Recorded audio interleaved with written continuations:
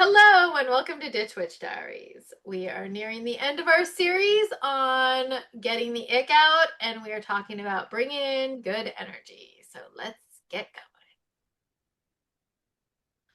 So, what does it mean to be a good host to unseen forces, ancestors, or even future versions of ourselves? So, this is it.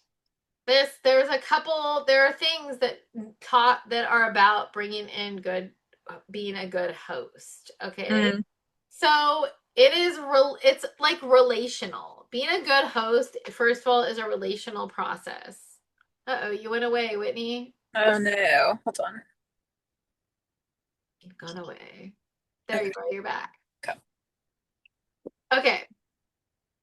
And being a host, it's not really about what we believe necessarily, but it's about our actions. Like, we're going to talk about that, like about preparing your space and setting the terms of, like, especially when we're talking about ancestors or unseen forces of good, like remaining present in the moment is like being a good host. Think about it. What does it mean to be a good host?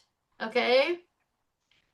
Also, you have to notice when it's time to close the door. So that's another thing too. You could, like, all these things. Think about it, it's like a party, right? You Hmm. prepare your space. You're setting like what the party's about, like what you're gonna do at the party. Like you can't go running off answering phone calls when you've got a room full of people. Like, you're the host, right? Think about what a good host is like. So so this is what clear your thresholds. So Great picture, by the way. now I love that I picture. love that one. Me too. So make time for your rituals and your reflections surrounding, like, bringing in the good, being a good host to other forces, ancestors, even future versions of yourself. Make time. Okay. And like I said, define the physical space for unseen forces, or set up your altar for the future version of yourself. That's a good one too. And if you want unseen forces to come in, you should probably be intentionally opening and closing your space. Like, if you want, like, you're calling in ancestors or unseen forces, like, that's probably just wise. That's my opinion.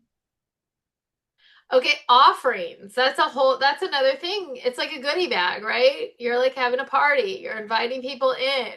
Like, you're being a good host. Okay, think about like offerings. Like, to unseen forces, you should research what force you're calling to. What offerings do they like? Some like milk, some like feathers, some like whiskey, some like tobacco, like Brigitte's into milk. Okay. Like, Hmm. research. Yeah. Okay. To ancestors are a little bit different. The offerings are like water or lighting candles or food from your dinner plate or plants or herbs, right? And to your future self, we had like a bit like weekly flowers. Woohoo. Exactly. Yeah. That's weird. What would this future version of you that you're creating want? Do that. Do that thing. Offer that thing. Okay. Hmm. And now the next one is listening.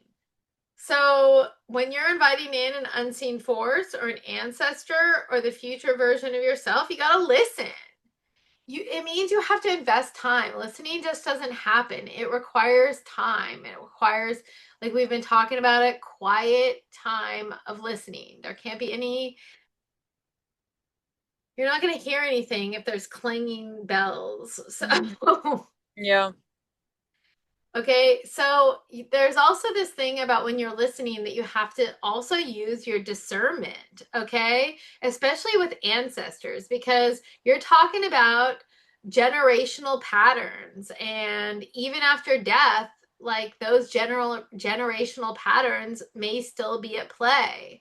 Okay? Um Anyway, so I'll leave it at that. And so just make sure that you allow for their presence, but without surrendering your authority. So, like, even if you're having a party, okay, like you're listening to your guest, you're like, just remember, like, they don't get to like march through your house with muddy feet. You can still say, like, hey, can you take off your shoes? Okay. You still have authority in your space, especially if you've opened your circle and you've created a space. So then reciprocity. Okay, so this whole thing is give and take. It's like it's just like inviting an herb to work with you, or this is what you're doing. You're inviting unseen forces or ancestors or future versions of yourself.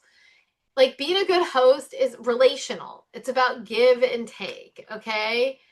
You don't have to impress the dead or prove your devotion or vibe high enough, right? You just have to like witness and like to remember them and to get like, and then they give you like their support and their advice if they want to. So it's kind of like this reciprocal relationship, right? So that's what I have to say. Do you have anything to add about being a good host to unseen forces, ancestors, or future versions of ourselves? Not really. I think you covered it. I'm sure that I've said this before because this is a hill I'm willing to die on, but a lot of times when we're talking magically, a lot of people think like making a sacrifice is like relating to blood or whatever, but I also think that like time is an important commodity. And so using time as a sacrifice or as something to devote to something to unseen forces, I think is a big thing, especially in this day and age and this society where like time is money, quite literally. And most of us don't have a lot of spare time. And so if you're inviting unseen forces into your home, just sitting with that energy, like inviting them in and sitting with them and giving some of your time I think is also like something beautiful. That's a gift. And I think that I would like to think that these entities and these spirits would appreciate that because Yes. you're taking time out. So, yeah, I fully agree. Awesome. Well, thank you. Yes.